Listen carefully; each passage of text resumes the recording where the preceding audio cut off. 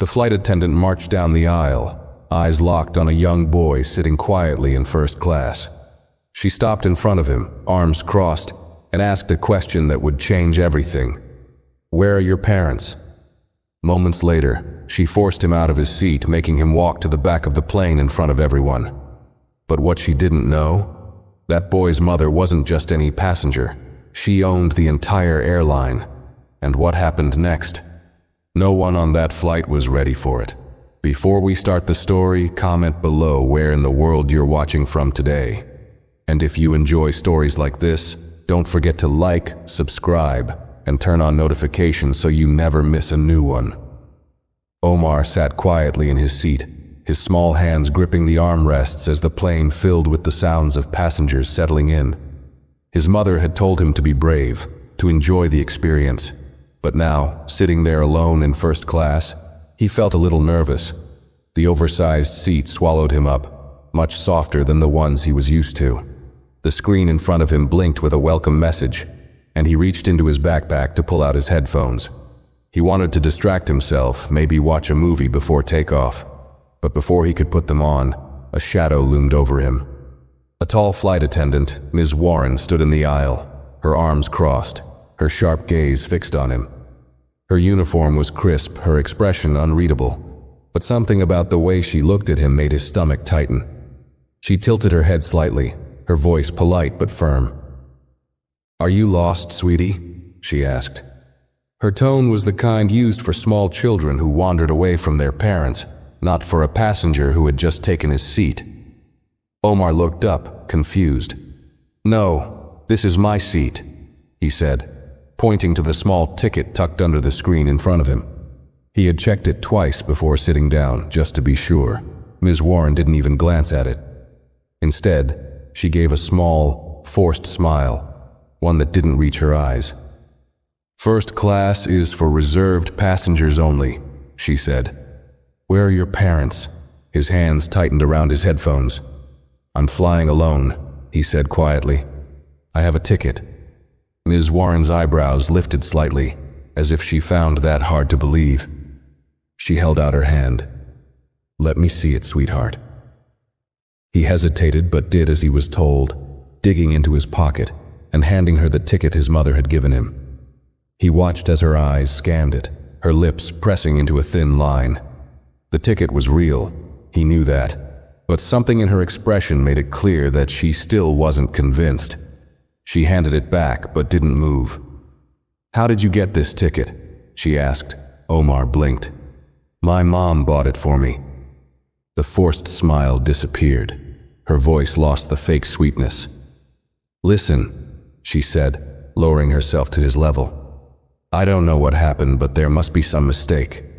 First class is reserved for our high-paying passengers. You'll need to move to the back."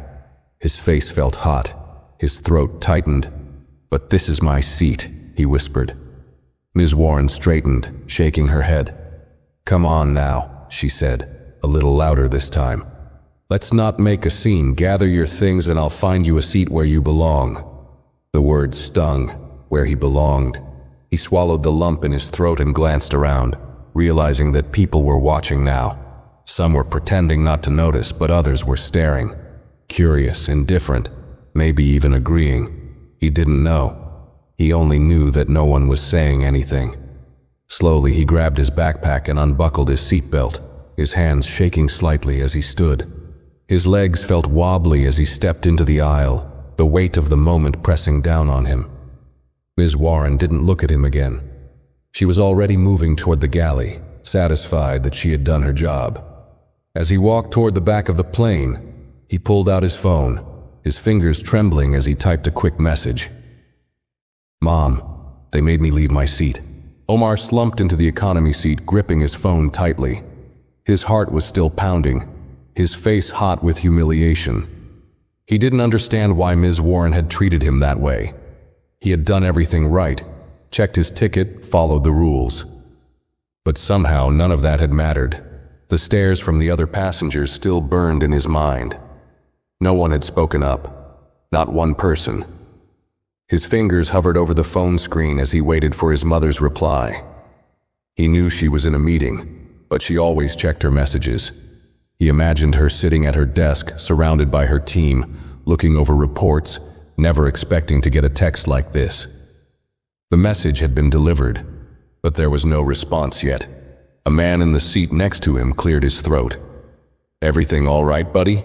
he asked, giving Omar a sideways glance. His voice wasn't unfriendly, but it wasn't particularly kind either. Omar swallowed hard and nodded. "Yeah, I'm fine," he said, though he knew he wasn't.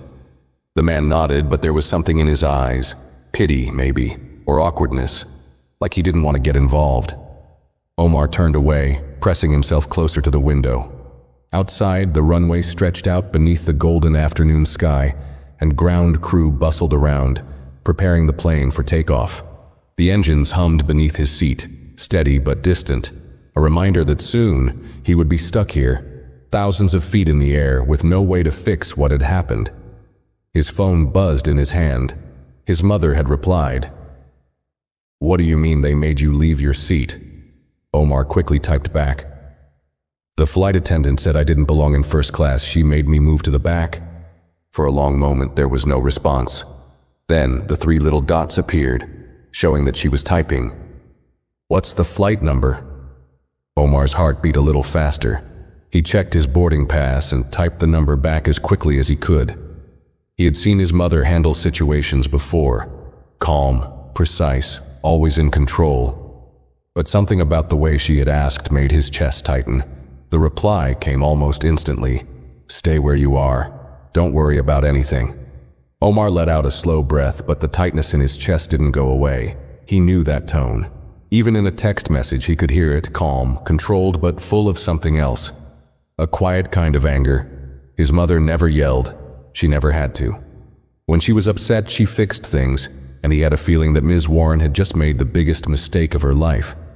Omar stared at his phone, his mother's last message still glowing on the screen. "Stay where you are. Don't worry about anything." He wanted to believe that, but his stomach was still twisted in knots. He shifted in his seat, glancing up as the flight attendants moved through the aisle, checking seatbelts and overhead compartments. Ms. Warren was nowhere in sight. Maybe she had gone back to first class, where she thought he didn't belong. The captain's voice crackled over the intercom, announcing that they would be taking off soon. Omar fastened his seatbelt, his hands still shaking slightly. He hated how small he felt, how embarrassed. He had never wanted attention. He just wanted to sit in the seat his mother had bought for him. From the front of the plane, Ms. Warren reappeared, walking through first class with her usual confidence. She adjusted a tray on a passenger's table, smiling at the man in a tailored suit, offering him another drink. Omar watched as she moved with ease, completely unbothered, as if she hadn't just humiliated a child in front of an entire plane. In the galley, a younger flight attendant, Lisa, hesitated before speaking. "Hey, was there something wrong with that boy's ticket?" she asked, keeping her voice low. Ms. Warren barely looked up as she smoothed her uniform. "It didn't seem right," she said simply. "Probably a mistake in the system." Lisa frowned. "But you checked it, right?" Ms. Warren waved a hand. "I've been doing this for years. I can tell when someone's out of place. You think a kid like that is flying first class alone?" "Come on." Lisa hesitated. She had been on enough flights to know that kids flew first class all the time. It wasn't that unusual.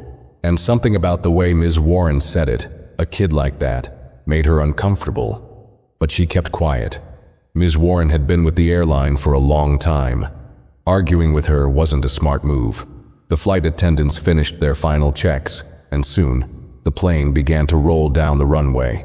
Omar clenched his hands into fists as the aircraft lifted into the air, the pressure making his ears pop. His mother's words repeated in his head. Don't worry about anything, but he knew better.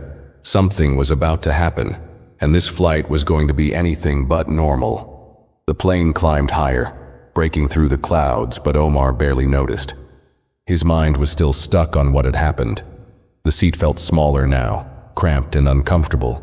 He could still feel the stares, even though most of the passengers had moved on, too wrapped up in their own flights to care about a kid who had been sent to the back. He let out a slow breath and looked down at his phone. checking for another message from his mother. Nothing yet. His fingers hovered over the screen. He wanted to ask what she was going to do, but he already knew better than to question her. If she said she'd handle it, she would. Meanwhile, at the front of the plane, Ms. Warren continued her duties like nothing had happened. She moved through first class with a practiced ease, pouring drinks, adjusting trays, smiling at passengers who barely acknowledged her. This was the part of her job she liked, the control, the order, keeping things in place. She had been working flights for over 15 years, and she prided herself on knowing how things worked, and she knew without a doubt that a boy like Omar didn't belong in first class. She had seen it before. People trying to sneak up from economy, using passes that weren't really theirs, getting upgrades they didn't deserve. It disrupted everything. First class was a different world, meant for a certain kind of passenger. Business executives, wealthy travelers, people who understood how things worked. Not a boy in a hoodie, flying alone. She didn't regret sending him back. If anything, she was proud of herself for catching the mistake before it caused any problems. She had done what she was supposed to do. But what she didn't know, what she couldn't possibly know, was that she had just set off something much bigger than a simple seating issue. Back in economy, Omar sat stiffly, staring out the window, lost in thought. He tried to distract himself by scrolling through his phone, but nothing helped. He wasn't angry, at least not yet. Mostly, he just felt small. He thought about his mom, about how hard she worked, how much she had sacrificed to make sure he never had to feel like he wasn't enough. She had always told him to be proud, to walk with his head held high. But how could he, when a stranger could take one look at him and decide he didn't belong? His phone vibrated suddenly, breaking through his thoughts. A new message. Mom. Just spoke to the airline. Keep your phone close. Omar's heart jumped. He sat up straighter, his fingers tightening around the device. He wasn't sure what she meant exactly, but he knew one thing. This wasn't over. At that very moment, in a high-rise office thousands of miles away, Naomi Carter, CEO of the airline, stood behind her desk, her expression unreadable. A conference call was already in progress, her voice cutting through the line with the kind of authority that left no room for argument. Her assistant, James, stood nearby, shifting uncomfortably as he listened.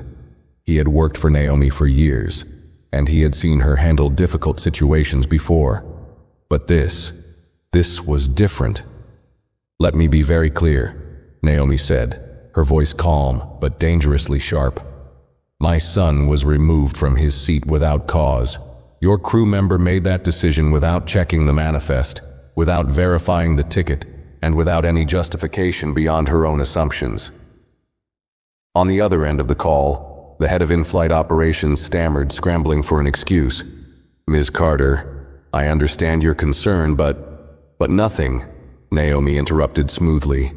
I want the name of the flight attendant responsible. I want to know exactly what she said to him, and I want a full report on my desk before that plane lands. James cleared his throat. Should I notify the captain? Naomi didn't hesitate. Immediately. She hung up the call and exhaled slowly, pressing her fingers against her temples. She had dealt with discrimination before. She had fought her way to the top of an industry that hadn't exactly welcomed her with open arms. But this was personal. Her son was on that plane, thousands of feet in the air, and she couldn't be there with him. But that didn't mean she was powerless. Far from it. 30 minutes into the flight, as passengers sipped their drinks and scrolled through their screens, the intercom crackled to life. Ms. Warren, please report to the cockpit immediately. The word sent a ripple through the cabin. A few passengers glanced up, sensing something unusual. Flight attendants didn't just get called to the cockpit like that. Omar looked up, his heartbeat picking up speed. Ms. Warren frowned as she wiped her hands on a napkin. She wasn't worried. Not yet. This had to be a routine issue. Maybe the captain needed an update on service. She straightened her uniform and walked toward the front of the plane, her heels clicking softly against the carpeted floor. She had no idea what was waiting for her on the other side of that door. no idea that in just a few minutes, her entire world was about to change. Ms. Warren adjusted her uniform as she stepped into the narrow hallway leading to the cockpit. The slight hum of the plane's engines filled the space, but something about the atmosphere felt off. She had been a flight attendant for years, and she knew how things worked. Getting called to the cockpit mid-flight wasn't unheard of, but it was rare. Usually it meant the captain needed clarification on a service matter or a request from a high-profile passenger. But there was something about the way her name had been called, so firm, so direct, that made her stomach tighten just a little. She straightened her shoulders. She had nothing to worry about. She had done her job, upheld the standards of first class. There was no mistake. She reached the door and knocked once. A moment later, the lock clicked, and she stepped inside. The cockpit was dimly lit, with the control panels glowing softly as Captain Reed sat in his seat, one hand resting on the controls. He was an older man, steady and experienced, but his usual calm expression was missing. His jaw was tight, his eyes sharp as he turned his chair slightly to face her. Beside him, the co-pilot remained silent, his eyes flicking toward the in-flight phone screen, where a video call was still active. The face on the other end was unmistakable. Naomi Carter. Ms. Warren felt a chill run down her spine. "Captain," she greeted, keeping her voice professional. "You needed me?" Captain Reed exhaled, his fingers drumming against the armrest. "Ms. Warren, we have a situation, a serious one." She frowned, feigning confusion. "Of course, Captain. How can I help?" Naomi's voice came through the speaker, clear and precise. "By explaining why you removed my son from first class." Ms. Warren blinked. I'm sorry." The captain didn't say a word. He just leaned back, arms crossed, letting Naomi do the talking. "My son, Omar Carter," Naomi continued, her voice controlled but carrying a dangerous edge. "The 10-year-old boy you humiliated in front of an entire cabin. The boy whose ticket you didn't bother verifying before you sent him to economy." Ms. Warren's throat went dry. I was just following standard procedure," she tried, forcing a small, professional smile. "Sometimes passengers, especially children, end up in the wrong section. I was only ensuring that—" "Don't insult me," Naomi cut in sharply. "We both know that's not what happened." Ms. Warren's face burned. She had been in situations before where passengers argued over seating, but this was different. The power dynamic had shifted entirely. She wasn't dealing with just any passenger. She was dealing with the woman who owned the airline. Captain Reed finally spoke, his voice heavy with disappointment. "Did you check the manifest before removing him from his seat?" Ms. Warren hesitated. Yes or no?" Naomi pressed. Ms. Warren swallowed hard. "No." The silence that followed was suffocating. Captain Reed shook his head. "You didn't verify his name.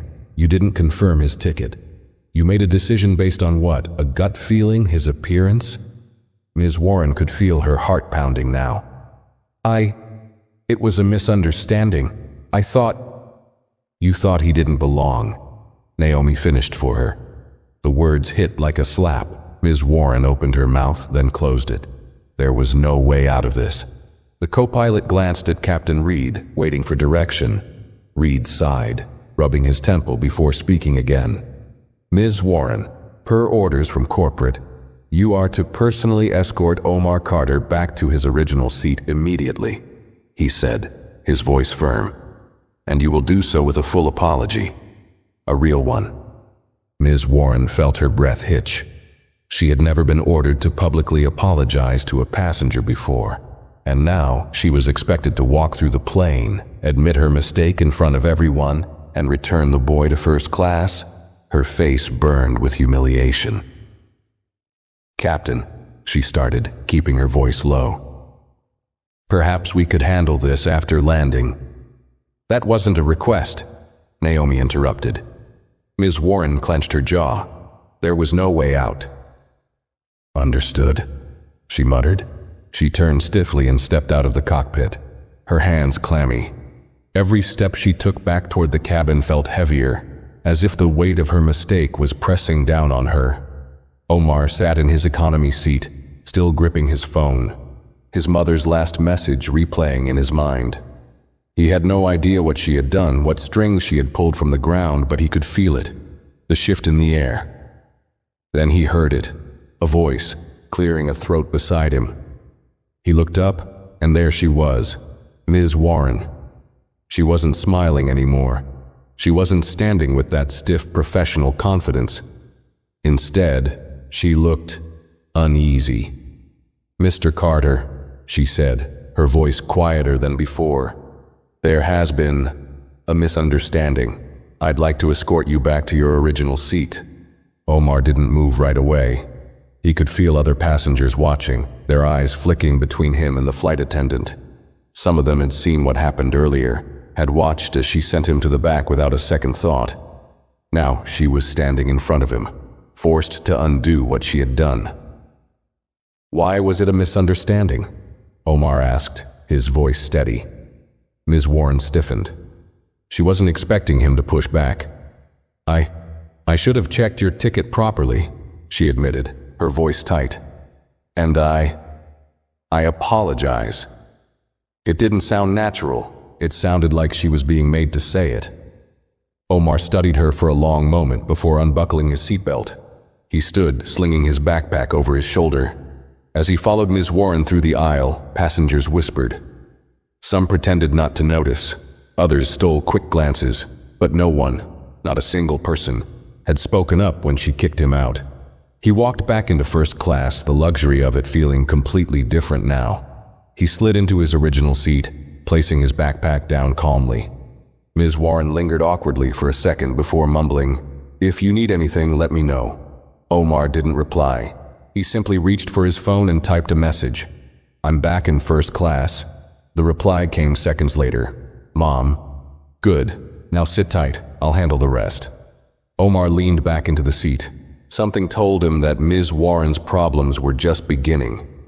Ms. Warren turned on her heel and walked back toward the galley, but she could feel the weight of every passenger's gaze on her. She had never felt this way before, not in all her years of working flights. Normally, she was the one in control, the one who called the shots, the one who decided what was appropriate in her cabin. But now, she wasn't in control at all. As she reached the first-class service area, she gripped the edge of the counter, her fingers pressing into the polished metal. She needed a moment to breathe, to collect herself. But her mind was racing. Passengers had watched her escort Omar back. They had heard her apology. They had witnessed her mistake. She clenched her jaw. How could this have happened? A voice broke through her thoughts. "You all right?" She turned to see Lisa, the younger flight attendant, standing near the coffee machine, her arms crossed. There was something unreadable in her expression, something between curiosity and quiet judgment. Ms. Warren forced a tight smile. "Of course," she said stiffly. Lisa didn't move, didn't blink. "You got called to the cockpit for that, didn't you?" Ms. Warren inhaled slowly through her nose. "I don't see how that's any of your concern." Lisa tilted her head slightly. "It's everyone's concern when the CEO of the airline gets involved." The words hit like a slap. Ms. Warren's stomach twisted. So everyone knew. Lisa leaned against the counter. "I'm just saying," she continued.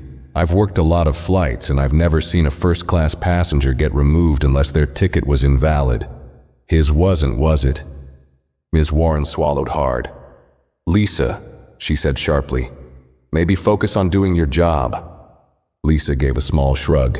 "Sure thing, Ms. Warren," she said, but there was a hint of something behind her voice, something that made it clear she wasn't fooled by the act. Ms. Warren turned away, smoothing down her uniform. She needed to compose herself. This wasn't over. Maybe she had been forced to apologize.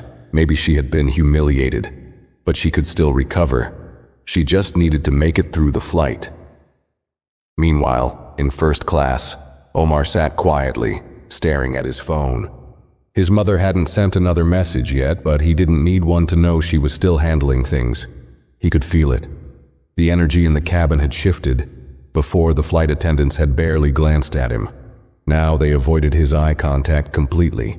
They moved stiffly, as if they were suddenly aware that every action they took could be watched, reported, and judged. It wasn't just the crew either. Passengers who had ignored him before were now whispering to each other, sneaking glances when they thought he wouldn't notice. He could feel it. The embarrassment that had burned inside him earlier was starting to fade, replaced by something else. Something he wasn't used to feeling. Power. For the first time in hours, he didn't feel small. 20 minutes later, the in-flight phone rings. In the cockpit, Captain Reed picked up the receiver, pressing it to his ear. Captain speaking. The voice on the other end was calm, but there was no mistaking the authority behind it. "Captain, this is James Holloway from corporate," the voice said. "Ms. Carter has requested immediate action regarding the incident on board your flight. Effective immediately, Ms. Warren is to be placed on suspension upon landing." Captain Reed let out a slow breath, closing his eyes for a brief second. He wasn't surprised. "Understood," he said. James continued. "She will be escorted for questioning as soon as the aircraft arrives at the gate. Additionally, corporate has requested that Omar Carter receive priority service for the remainder of the flight." Captain Reed nodded. "I'll make sure that happens." "One more thing," James added. "Ms. Carter would like a direct report from you regarding how the situation was handled. She wants details." That last part wasn't a request. Captain Reed had flown thousands of flights in his career. He had seen plenty of incidents, entitled passengers, difficult crew members, situations that escalated too quickly. But this was something different. This was about consequences. As he hung up the phone, he glanced at his co-pilot. "Well," he muttered, "Ms. Warren's day is about to get a whole lot worse." Back in the galley, Ms. Warren's world begins to crumble. She was pouring coffee when Lisa approached again, this time holding the in-flight phone in her hand. "Call for you," Lisa said simply, extending the receiver. Ms. Warren took it, pressing it to her ear. "This is Ms. Warren." The voice on the other end was clipped, professional, and left no room for argument. "Ms. Warren, upon landing, you will be required to report directly to the operations office for an immediate review of your conduct. You are not to leave the airport until further notice. Security will be waiting at the gate." Ms. Warren felt her stomach drop. I don't understand," she stammered. The voice didn't change. "This is per executive orders from Ms. Carter herself. You will comply. Do you understand?" Ms. Warren's throat tightened. "Understood," she whispered. The line went dead. Lisa was still standing there when she lowered the phone. "Bad news?" Lisa asked, her voice light, but her eyes knowing. Ms. Warren didn't answer. Her hands trembled slightly as she set the coffee pot down. The feeling she had earlier, the unease, the discomfort, had now turned into something much worse. Panic. For the first time since she had made that split-second decision to remove Omar from first class, she realized just how badly she had miscalculated. She had assumed he was just another passenger. She had assumed no one would question her decision. She had assumed she could get away with it. She had been wrong. And now she was about to pay the price.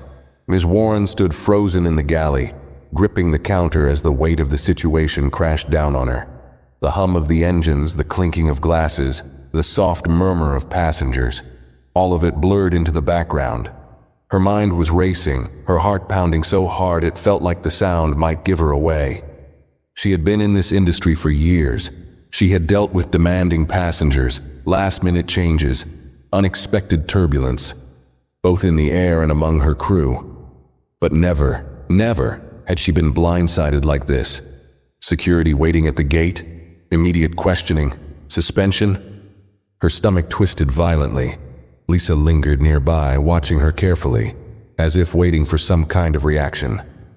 Ms. Warren forced her face to remain neutral, to hold on to the last shred of composure she had left. "I need a minute," she muttered, barely able to get the words out.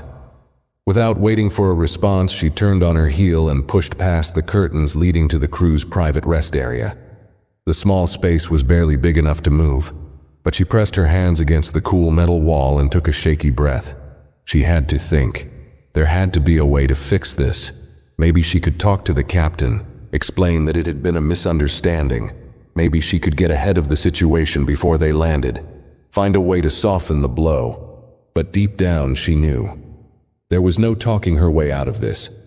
She had removed a perfectly valid first-class passenger from his seat without reason, humiliated a child, and in doing so made an enemy out of the most powerful person in the airline. She clenched her jaw. How had she let this happen? Meanwhile, in first class, Omar sat in his seat, stretching out his legs, feeling a strange mix of emotions. Just hours ago, he had felt helpless, small, invisible. Now he could feel the energy around him shifting. The first-class attendants were suddenly attentive, checking on him more than they checked on anyone else. They asked if he needed more snacks, if he was comfortable, if he wanted a different drink. He noticed the change, but he said little. Instead, he just nodded, quietly sipping his juice, letting them feel the weight of their own discomfort. It wasn't about free drinks. It wasn't about extra service. It was about the fact that the only reason they were paying attention now was because of who his mother was. He thought about that as he glanced around the cabin. Some passengers wouldn't meet his eyes. Others were sneaking glances, watching him out of the corners of their eyes, as if realizing they had witnessed something bigger than just a kid getting moved to economy. One man, sitting across the aisle, cleared his throat. He looked like a businessman, his suit perfectly pressed, his wristwatch expensive. He leaned slightly toward Omar, speaking in a voice just loud enough to be heard. I saw what happened earlier, the man said. Omar turned his head, waiting. The man shifted uncomfortably. That was unfortunate. Omar blinked. Unfortunate? The man nodded stiffly. Yes, well, I imagine it was a misunderstanding. Omar studied him for a second before tilting his head. Did you think it was a misunderstanding when she told me to move? The man hesitated. Omar didn't break eye contact. Did you think it was a misunderstanding when nobody said anything? The man swallowed, his fingers tightening around the stem of his wine glass. He let out a small, awkward chuckle. Well, I suppose. You suppose? Omar cut in. The businessman exhaled and looked down at his lap, suddenly very interested in the safety pamphlet he had ignored earlier. Omar turned back to his window, letting the silence stretch. This wasn't just about one flight attendant. It was about all the people who had watched it happen and said nothing. Back in the cockpit, Captain Reed sat in his chair, eyes on the horizon, his hands resting on the controls. But his mind was elsewhere. He had been flying for over 20 years. He had seen nearly everything.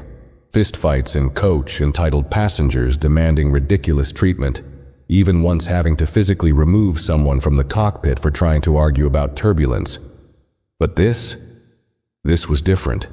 This wasn't just about a difficult flight attendant. This was about a decision made in seconds that could destroy someone's career. And worse, it was justified. The moment he had spoken to corporate and heard Naomi Carter's voice, he knew Ms. Warren was finished. You didn't humiliate the owner's child and walk away from it. Still, there was something about this whole situation that left a bitter taste in his mouth. He didn't feel sorry for Ms. Warren. She had made a mistake, and now she was facing the consequences. But part of him wondered how many times things like this happened on other flights, when there wasn't someone like Naomi Carter to step in. How many times had people been treated unfairly and had no one to fight for them? He exhaled through his nose. There was nothing left to do now except wait for landing, and he had a feeling this flight was going to be talked about in the industry for a long time. In the galley, Ms. Warren faces reality. Ms. Warren checked the time. Less than an hour left before they landed. Her hands were shaking as she smoothed her uniform, forcing herself to take steady breaths. She had to keep it together. But she already knew the truth. She had lost. She had spent years commanding respect, making sure people knew that she was the one in charge. And now, she was the one being escorted off the plane like a problem that needed to be handled. The irony made her sick. She wiped her hands on a napkin, her mouth dry. The crew around her knew. She could feel it in the way they moved, in the way they avoided speaking to her directly. The power she once held over them was gone. Lisa passed by, glancing at her before pausing. "You should probably sit down before we land," Lisa said, her voice calm. Ms. Warren shot her a sharp look. "I don't need your advice," Lisa shrugged.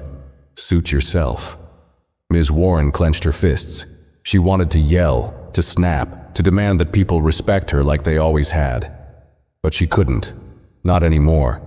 Instead, she stood in silence, staring at the clock, waiting for the moment the plane touched down, when she would have to face what came next. Omar's final message before landing. His phone vibrated. A new text from his mother. "Mom, we land in 30 minutes. Security will be waiting at the gate. Sit tight." Omar smirked slightly. He wasn't scared anymore. Ms. Warren had tried to make him feel like he didn't belong, but now she was the one who didn't belong, and she was about to find out exactly what that felt like. The plane began its slow descent, dipping beneath the thick clouds as the city below came into view. The seatbelt sign dinged, and a flight attendant's voice echoed through the cabin, reminding passengers to remain seated with their tray tables upright. Omar buckled his seatbelt, but his mind wasn't on the landing. His phone was still in his hand, his mother's last message glowing on the screen. Security will be waiting at the gate. It wasn't just a statement, it was a promise. He glanced around first class, watching as some passengers packed up their things, others stretching out as if this had been just another flight. But a few, the ones who had seen everything unfold, seemed uneasy. They shifted in their seats, their eyes flicking toward the front of the plane where Ms. Warren had disappeared into the galley. Omar could still feel the shift in energy around him, the silence, the careful avoidance. Before, he had been just another passenger, a kid that nobody noticed. But now, he was something else. Now they all knew who he was, and the way they looked at him now. It wasn't just curiosity, it was discomfort, because they had been silent when it mattered most. In the galley, Ms. Warren's panic sets. And Ms. Warren gripped the counter, staring at the blank wall in front of her. She felt like she was suffocating. The moment the plane touched down, she knew what was coming. She would step off this aircraft, and waiting for her would be security. Human resources representatives, executives, maybe even Naomi Carter herself. And what could she say? That she hadn't meant it, that it wasn't personal, that it was all just a mistake? Would that undo what she had done? Would that erase the way she had looked at that boy and decided in an instant that he didn't belong? Her breathing was shallow. She needed a way out. Maybe if she got ahead of it, she could control the narrative. She could say it had been a training error. Maybe blame the system. Say she was following protocol, that she had been doing what she thought was right. But even as the excuses formed in her head, she knew the truth. This wasn't a mistake. It was a choice, and choices had consequences. Lisa stepped into the galley, glancing at her but saying nothing at first. Then, after a long pause, she spoke. "You know what's coming, right?" Ms. Warren swallowed hard. "I don't need a lecture, Lisa." Lisa leaned against the counter, crossing her arms. "You don't need a lecture. You need to start thinking about your next job." Ms. Warren's fingers curled into fists. "It's not over yet." Lisa raised an eyebrow. "Isn't it?" Ms. Warren opened her mouth, but no words came out, because they both knew the answer. The final announcement. The captain's voice crackled over the intercom. "Ladies and gentlemen, welcome to our destination. The local time is 3:45 p.m. Please remain seated until we have reached the gate and the seatbelt sign has been turned off. On behalf of the crew, thank you for flying with us today." Omar exhaled slowly as the plane rumbled down the runway, slowing to a smooth stop.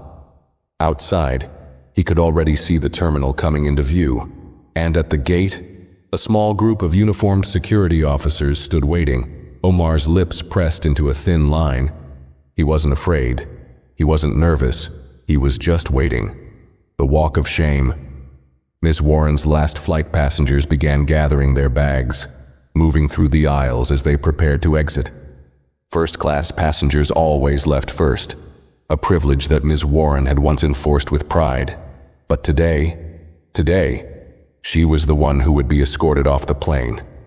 Lisa gave her a look, one that wasn't smug or cruel, but something close to pity. "You should go," Lisa said quietly. "Better to face it now than to let them drag you off like some kind of criminal." Ms. Warren's throat was dry. She forced herself to step forward, moving toward the exit with stiff, robotic movements. The second she stepped through the door, the tension in the air thickened. The security officers didn't grab her, didn't say a word at first, but their presence alone was enough to send a clear message. This wasn't just a warning, this was the end. "Ms. Warren," one of the men said, his voice firm but professional, "come with us." She hesitated, glancing around as if searching for an escape, but there was none. Passengers who had ignored her earlier were now watching. Some looked surprised, others pretended not to notice. But Omar was still in his seat, watching her with the same quiet calm he had held through the entire flight. And that was worse than anger, worse than yelling. That was undeniable proof that she had been wrong. With no other choice, Ms. Warren stepped off the plane for the last time. Omar's final moments on the plane. A flight attendant, a different one, not Ms. Warren, approached him, her smile forced and shaky. "Mr. Carter, is there anything else we can get you before you leave?" Omar shook his head. "No, thank you." The woman nodded quickly and stepped aside, letting him pass. As he moved through the terminal, he saw her, standing tall, her arms crossed, waiting. Naomi Carter, his mother. And when she met his eyes, there was no anger, no frustration, just that calm authority she always carried, the kind that made people listen, the kind that made people respect her whether they wanted to or not. Omar walked up to her, his backpack slung over one shoulder. "You okay?" she asked, her voice even. He nodded. "Yeah." She studied his face, making sure he meant it. "Good," she said finally. "Let's go." And together they walked out of the terminal. Behind them, security led Ms. Warren down a separate hallway. Her career over. Her reputation destroyed.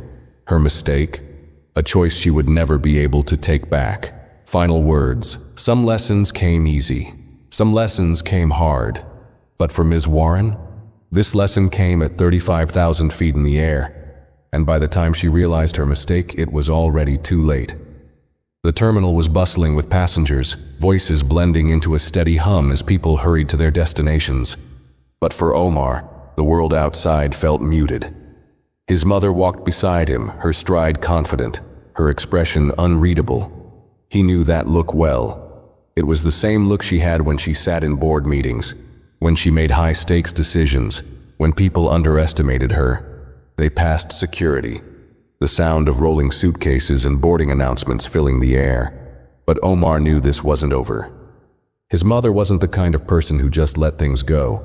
She hadn't fought her way to the top of the airline industry by ignoring situations like this. She had made a career out of fixing problems, and today, the problem had been Ms. Warren. "Did she apologize?" Naomi asked suddenly, not breaking her stride. Omar glanced up at her. "Yeah, but only because she had to." Naomi's lips pressed into a thin line. "That's what I thought." They approached a set of sleek glass doors leading into a private executive lounge. A woman in a navy blue uniform stood at the entrance, her eyes widening slightly as she recognized Naomi. She quickly stepped aside, pressing a button to let them in. Inside, the atmosphere was completely different. It was quieter, more controlled. The air smelled like fresh coffee and leather seats. Omar had been here before. This was where his mother handled serious business. And today was serious. A tall man in a crisp suit stood waiting inside. James Holloway, head of corporate operations. He had been working for Naomi for years, and while he was usually composed, today he looked tense. "Ms. Carter," James greeted, straightening his tie. "Everything has been arranged as per your instructions." Naomi nodded once. "Good. What's the status on Ms. Warren?" James hesitated for half a second before responding. She has been escorted to the internal review office. HR is handling the process, and she's been informed of her suspension. Omar tilted his head. What does that mean? It means, Naomi said, looking directly at him, she won't be working on another flight anytime soon. Omar didn't react. He wasn't sure how he felt about that. James cleared his throat. We also have a statement prepared for the media in case this escalates. Omar blinked. The media? Naomi sighed, rubbing her temple. It's already spreading, isn't it? James nodded. Some passengers posted about it on social media before we even landed. People are already asking questions. The fact that it involved your son means it's gaining traction. Omar felt something shift in his chest. He had known this was a big deal, but hearing that people were talking about it online made it feel different. Naomi inhaled deeply before speaking again. What's the internal review saying? James adjusted his suit jacket. They're still collecting statements, but it's not looking good for her. She made a direct decision based on assumption. No verification, no protocol followed. On top of that, she refused to acknowledge her mistake until she was forced to. Naomi scoffed. Typical. Omar watched as his mother took control of the situation like it was just another business deal. He had always admired that about her, the way she commanded respect without ever raising her voice. James hesitated again before speaking. Ms. Carter, we have to decide how far we want to take this. Naomi looked at him, waiting. James exhaled. Do we terminate her, or do we give her a chance to explain herself? For the first time since they had landed, Naomi hesitated. Omar could see the wheels turning in her head. He knew what this meant. If she fired Ms. Warren immediately, it would send a message to the entire airline industry. Discrimination won't be tolerated. But if she let Ms. Warren explain herself, it meant giving her a chance to take responsibility. Omar shifted in his seat. What do you think she'll do? Naomi looked at him carefully. People like her? She shook her head. They don't change unless they have no other choice. Omar swallowed. So you're going to fire her? Naomi's eyes softened slightly. What do you think should happen? Omar hadn't expected that. He stared at his mother, then down at his hands. He hadn't really thought about it in that way. Did he want revenge? No. Did he want justice? Yes. Did he believe she deserved another chance? That was harder to answer. After a long moment, he finally spoke. She didn't just make a mistake. She made a choice. Naomi nodded, waiting for him to continue. If she had just checked my ticket like she was supposed to, this never would have happened, Omar said, his voice steady. But she saw me and decided I didn't belong. She embarrassed me in front of the whole plane. And if you weren't my mom, she would have gotten away with it. James shifted slightly, but he didn't interrupt. Omar inhaled. She needs to understand that what she did was wrong. Not because she got caught, but because it was wrong. Naomi studied him for a moment, then leaned back. All right, then here's what we'll do. James perked up, waiting for instructions. Ms. Warren will be suspended indefinitely, Naomi said. She will undergo full bias training, and she will be required to personally issue a statement acknowledging what she did. James nodded, taking notes. If she refuses? Omar asked. Then she won't ever set foot on another one of my planes again, Naomi said simply. Omar nodded slowly. That seemed fair. James closed his notebook. I'll make sure it's handled. Naomi exhaled, rolling her shoulders. Good. Then she turned to Omar. Come on, kid. Let's get out of here. Omar stood, adjusting his backpack. As they walked toward the exit, he glanced up at his mother. You would have fired her, wouldn't you? Naomi smirked. If it were up to me, she shrugged. Absolutely. Omar chuckled. But you're giving her a chance. Naomi looked at him with a small, knowing smile. number you are. Omar thought about that as they stepped out of the lounge and back into the terminal. Today, he had learned something important. His mother had power, but so did he. And sometimes power wasn't about punishment. Sometimes it was about making sure the lesson lasted. And for Ms. Warren, that lesson was just beginning. Ms. Warren sat in the small windowless room inside the airline's operations office. The fluorescent lights buzzed softly overhead, casting a cold glow on the plain gray walls. A single folder sat on the table in front of her, unopened, but she didn't need to look inside to know what it contained. Statements from passengers, a formal complaint from corporate, and most damning of all, an official review of her conduct on Flight 217. Her hands were folded tightly in her lap, her back stiff. She wasn't in uniform anymore. The moment she had been escorted off the plane, they had relieved her of her duties. The humiliation of it still clung to her skin like a thick fog. The whispers, the stares, the way people had looked at her, like she was nothing. She had walked off that plane like a criminal, a woman with 20 years of experience, a senior flight attendant. And now, sitting in this cold, empty room, she felt powerless. The door creaked open, and James Holloway stepped inside, his sharp eyes scanning her for a moment before he sat across from her. He didn't speak right away. He placed his tablet on the table, swiped across the screen, then finally looked up. "Ms. Warren," he began, his voice even but firm. "I assume you know why you're here?" She swallowed, forcing herself to nod.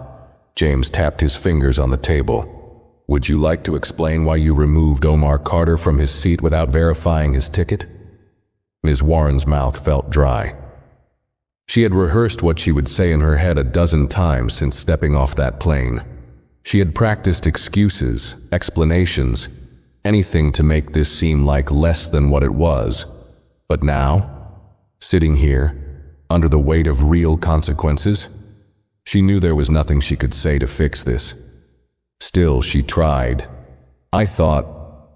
She licked her lips, her voice cracking. "I thought there was a mistake in the system. A child traveling alone in first class. It didn't seem..." She trailed off, realizing how hollow it sounded out loud. James arched an eyebrow. "Didn't seem what, Ms. Warren?" She clenched her hands together. "It didn't seem... normal." "Normal?" James repeated, his voice cooling by the second. "Would you have questioned him if he were white?" Ms. Warren felt her stomach lurch. I don't know." James's expression didn't change. "I think you do." She inhaled sharply, gripping the fabric of her pants under the table. "I never meant to..." "Intent doesn't matter, Ms. Warren," James cut in smoothly. "Your actions do." The room felt even smaller now, suffocating. James leaned forward slightly, his voice quieter now, but somehow even heavier. "Let me paint the picture for you." Ms. Warren swallowed. A young boy, 10 years old, boards the plane alone with a perfectly valid ticket for first class. He sits in his seat, follows the rules, causes no issues. And then you, without verifying a single piece of information, publicly humiliate him, accuse him of not belonging, and force him to move to economy. Ms. Warren's pulse pounded in her ears. James tilted his head slightly. "Now tell me, what part of that do you think is okay?" Ms. Warren felt her throat tighten. He let the silence stretch between them before continuing. "The truth is, you saw a little black boy sitting in first class and assumed, without proof, that he didn't belong there." She flinched, but she didn't argue, because he was right. James sighed, leaning back. "Ms. Carter has agreed not to pursue legal action, yet. However, the airline is prepared to suspend you indefinitely, pending mandatory bias training, a full internal review, and a written public acknowledgement of your actions." Ms. Warren blinked. "Public acknowledgement?" James's face was unreadable. "You will write a statement apologizing to Omar Carter. It will be published internally for all airline employees to read. and it will be included in our upcoming bias training seminars as an example of what not to do." The shame burned in her chest like acid. "You're making an example out of me," she whispered. James didn't deny it. "That's exactly what we're doing." Ms. Warren exhaled shakily, looking away.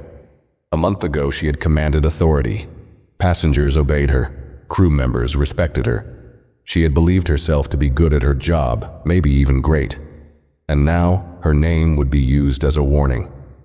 James tapped on his tablet again, sliding it across the table toward her. "Here's your statement draft. You can sign it or you can refuse. If you refuse, we'll move forward with termination." Ms. Warren stared at the screen. The words were simple but damning. "I, Emily Warren, take full responsibility for my actions on Flight 217. My decision to remove a first-class passenger without verifying their ticket was an act of discrimination, and I deeply regret the harm it caused. I apologize to Omar Carter and his family, as well as to the passengers and crew who witnessed my mistake. I am committed to undergoing training to ensure this never happens again." Her hands trembled as she scrolled through it. She hated this. She hated that she was here. She hated that this had happened to her. But deep down, beneath the humiliation, beneath the bitterness, she knew this hadn't happened to her. She had done this to herself. She hesitated, fingers hovering over the screen. James watched her closely. "This is your only chance to take responsibility." Ms. Warren inhaled shakily, then, slowly, pressed her thumb against the screen, signing her name. James nodded once. "Good choice." He stood, adjusting his suit. "Someone will escort you out. You'll receive further instructions regarding your suspension and training." Ms. Warren nodded stiffly, not trusting herself to speak. James took one last look at her. "I hope you actually learn from this, Ms. Warren, because next time," his voice dropped slightly, "there won't be a second chance." And with that, he turned and left, leaving Ms. Warren alone in the cold, gray room. She let out a breath she didn't realize she had been holding. For the first time in her career, she had no control, no authority, no power. And the worst part? She knew she had deserved it. Omar sat on the plush leather couch in his mother's private office at the airline's headquarters. The large floor-to-ceiling windows overlooked the city, casting golden streaks of sunlight across the room. He had been here before, usually when his mom had late meetings and didn't want him waiting at home alone. But today was different. Today he wasn't just visiting. Today he was at the center of something big. His mother sat behind her desk, her expression calm as she scrolled through her phone. Omar knew she was looking at the updates from corporate, making sure everything had been handled exactly the way she wanted. She finally set her phone down and leaned back in her chair, looking at him. Ms. Warren signed the statement. Omar nodded, unsure of what to say. Naomi studied him for a moment. "How do you feel about that?" He thought about it, about the way Ms. Warren had treated him, about how for those few minutes he had felt less than, like he wasn't supposed to be there, like he had done something wrong just by existing in the wrong place. But now, the tables had turned. Ms. Warren was the one being forced to take responsibility. She was the one answering questions. She was the one whose career had been thrown into uncertainty. And yet Omar didn't feel the satisfaction he thought he would. "I don't know," he admitted. "I guess I'm glad she's getting punished, but does it really change anything?" Naomi tilted her head. "What do you mean?" Omar sighed, shifting in his seat. "She's only apologizing because she has to. That doesn't mean she actually learned anything." Naomi exhaled softly, tapping her fingers on the desk. "That's the thing about people, baby. You can't force them to change. You can only give them the opportunity to." Omar frowned. "And if they don't?" "Then they get left behind," Naomi said simply. Omar let that sink in. He wasn't sure if Ms. Warren would ever truly understand what she had done. He wasn't even sure if she cared. But that didn't matter anymore, did it? Because this time she hadn't gotten away with it. His mother leaned forward. "You know what made me the most proud of you today?" Omar raised an eyebrow. That I didn't lose my mind on the plane? Naomi chuckled. That too. But no, it was the way you handled this. You could have asked me to fire her. You could have asked for anything, and I would have done it. But you chose to let her take accountability instead. Omar shrugged. I just thought she should have to admit what she did. And that's power, Naomi said, her voice steady. Not just punishing someone, but making sure they understand why they're being held accountable. Omar hadn't thought about it like that. Naomi leaned back. But the real question is, what do you want to do next? Omar blinked. What do you mean? Naomi smiled knowingly. You do realize that this situation has already started to make waves, right? Omar frowned. Because of social media? Not just that. Naomi tapped her nails against the desk. This isn't the first time something like this has happened, Omar. It happens all the time, to kids like you, to adults, to people who don't have someone with power to fight for them. Omar listened carefully, not interrupting. You were lucky, Naomi continued. You had me to step in. You had a name that carries weight, but what about the people who don't? Omar hesitated. What about them? Naomi studied him. That's up to you. He frowned. I don't get it. Naomi sighed, pushing back from her desk. She walked to the window, looking down at the busy streets below. When I was younger, I was treated differently in this industry because I was a black woman in a position of power. People assumed I wasn't supposed to be here, that I didn't belong. But every time someone tried to push me out, I pushed back harder. I worked twice as hard, 3 times as smart, and eventually they had no choice but to respect me. She turned back to him. That's why I fought for you today. Not just because you're my son, but because I've been where you were. And one day you'll have to decide how you want to fight back. Omar sat with that for a long moment. You think I should do something? He asked. Naomi shrugged. Only if you want to. But just know your voice matters. People are already talking about what happened to you. The question is, what do you want to say back? Omar felt a strange sensation in his chest. For the first time since stepping onto that plane, he realized that he wasn't just some kid who got kicked out of first class. He had a story, a voice, and people were listening.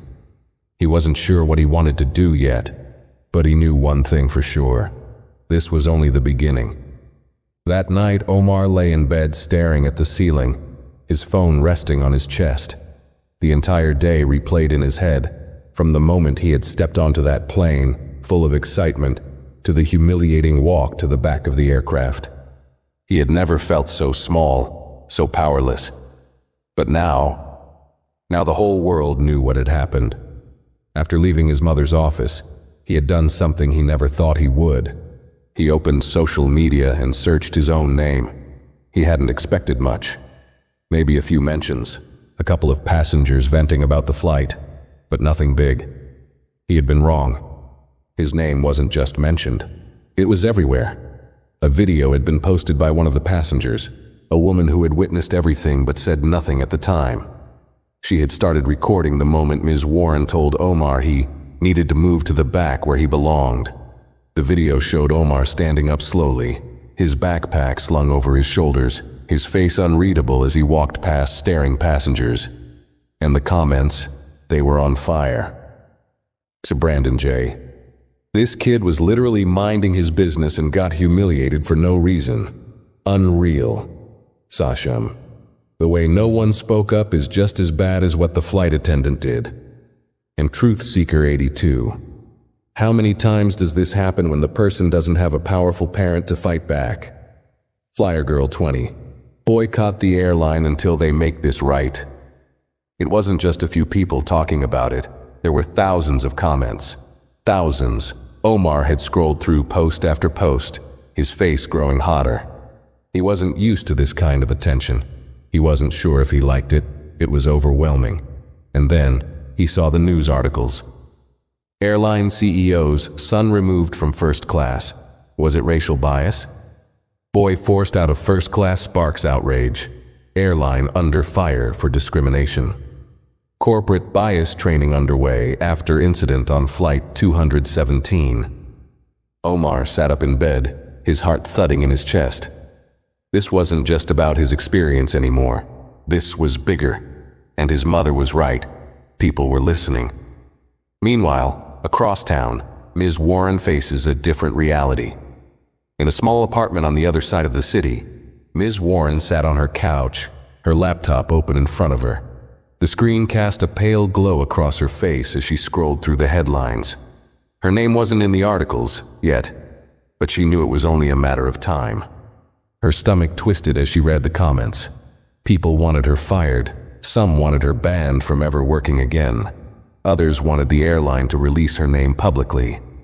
She had spent 20 years in the airline industry, and now all it had taken was one decision, one mistake, one assumption, to bring it all crashing down. Her phone buzzed beside her. A message from an unknown number. "I hope you never get another job again, racist bop." Ms. Warren flinched. She hadn't expected this. She had expected corporate discipline, maybe even a suspension, but this? She felt like she was being hunted. She scrolled through her emails, her fingers trembling. There it was, a message from the airline's HR department. Subject, mandatory bias training and public statement submission. She opened it. "Ms. Warren, as part of your suspension, you are required to submit your official written statement acknowledging your actions on Flight 217. Failure to comply will result in termination." She stared at the words, her hands balled into fists. She knew she had made a mistake. She knew she should have checked the ticket first. But the way people were tearing her apart online, it made her chest tighten with something close to resentment. She had been wrong. She knew that. But did she really deserve this? She hesitated for a long moment before clicking reply. Her fingers hovered over the keyboard. She could take full responsibility. She could admit everything, or she could try to save herself. Her jaw clenched. People were so quick to judge, so quick to condemn. Did anyone even care that she had been working for years? That she had once been praised for her service? That she had flown hundreds of flights without incident? She started typing. "To whom it may concern, I deeply regret the events that took place on Flight 217. I sincerely apologize to Omar Carter and his family for any misunderstanding that may have occurred. My actions were never meant to cause harm, and I am committed to learning and improving." She stared at the words. It wasn't a real apology. Not really. But maybe it would be enough to save her job. She hit send. Then she closed her laptop and sat in the dark. Back in Omar's room, a decision is made. Omar tossed his phone onto the bed and stared at the ceiling again. This had all started because of one person's decision, but now he had a decision to make too. He could let the world take over his story. Let the news, the strangers on the internet, and his mother's company handle it. Or he could take control of it himself. He picked up his phone again, opening the camera app. For a second he hesitated. He wasn't sure why, maybe because he had never put himself out there like this before. But then, he hit record. He looked into the camera and spoke. "Hey everyone, I guess by now you've heard what happened to me on Flight 217. His voice was steady. He wasn't shaking anymore. He wasn't nervous. "I just wanted to say, I appreciate everyone who's been speaking out, but this isn't just about me. Stuff like this happens all the time, to people who don't have a CEO for a mom. People who don't have anyone fighting for them. And that's the real problem." He took a breath. "So if you care about what happened to me, start paying attention to what happens to other people too. Speak up when you see something wrong. Don't wait until it's trending."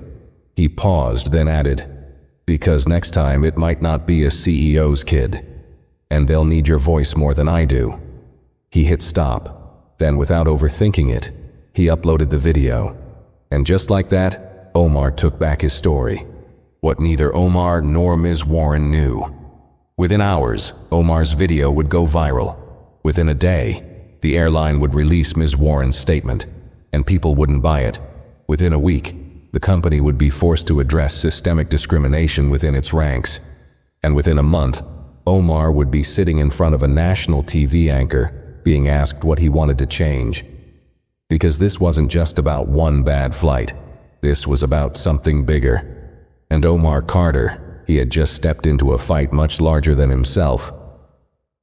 Omar sat in the back seat of the car as it rolled smoothly through the city streets. His mother sat beside him, her phone buzzing every few minutes with updates, messages from executives, corporate teams scrambling to manage the growing attention, and news outlets requesting interviews. She glanced over at him, seeing the way he was staring out the window, his face thoughtful. "You okay?" she asked. Omar nodded, but she knew her son well enough to know when something was weighing on him. She let a few seconds of silence pass before she spoke again. "You know, once something like this gets out, it's hard to pull it back in." Omar turned his head. "I know." She studied him. "You sure you want to be in the middle of this?" He let out a slow breath. "I didn't want to be in it, but I already am, aren't I?" Naomi nodded slightly. "Yeah, you are." Omar tapped his fingers against his knee. I don't want people to think I did this for attention." Naomi smiled. "You didn't. And anyone who actually listens to what you said will know that." Omar leaned his head back against the seat. He had never expected any of this. A few hours ago, all he wanted was to take a simple flight. Now, he had somehow become the center of a national conversation. And it wasn't slowing down. His phone buzzed. A notification popped up 5,000 new comments on his video. He didn't even have the energy to read them all, but he noticed one that stood out.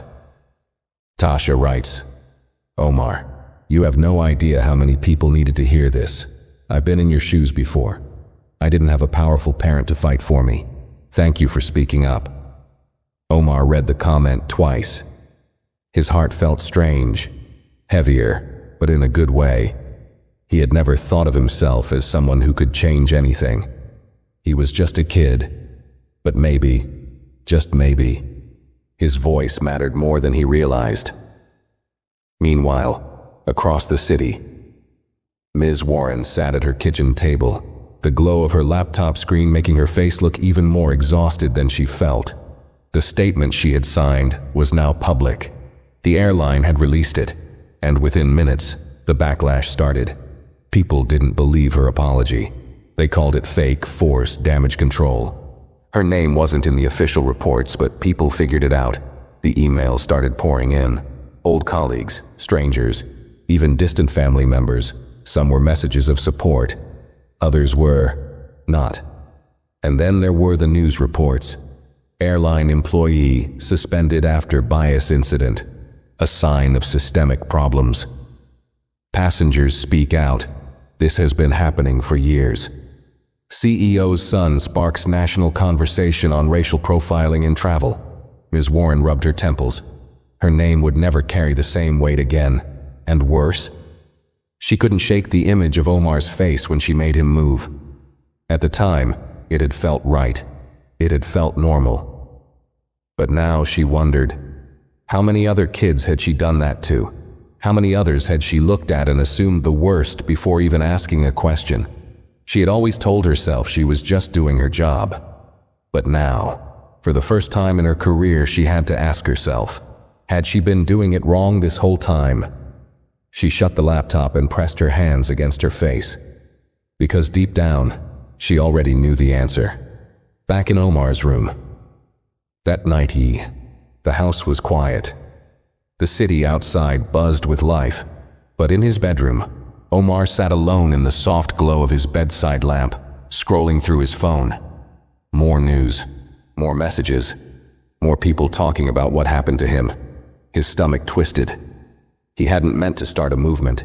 He had just wanted to be treated fairly. But now it wasn't just about him anymore, and maybe that was a good thing. His phone buzzed, a new message. "Mom, get some sleep, baby. We have a lot to talk about tomorrow." He sighed, setting his phone down. Tomorrow this conversation would still be happening. Tomorrow people would still be arguing about it. Tomorrow there would still be people who didn't believe him. who thought he was making a big deal out of nothing. But there would also be people who did. People who had been there. People who had felt what he felt. And for those people, he had to keep going. Omar pulled his blanket over himself and closed his eyes. Tomorrow, the fight continued, and he was ready for it. What do you think about this story? Do you think the flight attendant got what she deserved? Let me know your thoughts in the comments, and if you enjoyed this video, don't forget to like, subscribe, and share it with others. Your support helps bring more stories like this to life.